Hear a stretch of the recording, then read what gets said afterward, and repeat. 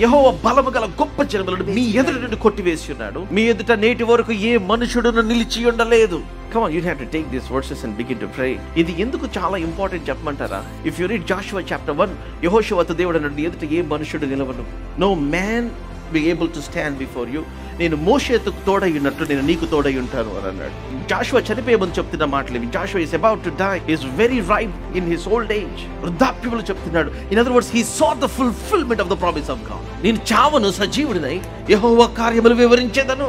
80 years కి యుద్ధం చేయడం స్టార్ట్ చేశాడు యెహోషువ. Real battle. Come on. దైవజనుడు మోషే చనిపోయే టైంకి యెహోషువ 80 years old. మీకు తెలియదు, some of the greatest opportunity. చాలా మంది 40 years కి రిటైర్ అయిపోతా ఉంటారు, కొంతమంది 70 years రిటైర్ అయిపోతారు, 60 years. No.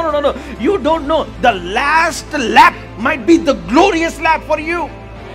ఏం చేయాలో మిగిలిన 40 సంవత్సరాలు? గో ప్రిపేర్, ప్రే, ఫాస్ట్. దేవుడు తెలియని వాళ్ళు ఏం చేస్తారంటే నిరుత్సాహంలో ఉంటారు. నో. మేబీ మీరు 80 సంవత్సరాల దాకా ఏమి చూడలేదేమో. 81వ సంవత్సరాలు దేవుడు మీ జీవితంలో ఎవ్వరు చూడది దేవుడు మీకు 81 years ఇస్తాడేమో. నేను చావను, సజీవుడినై. Come on, how are you?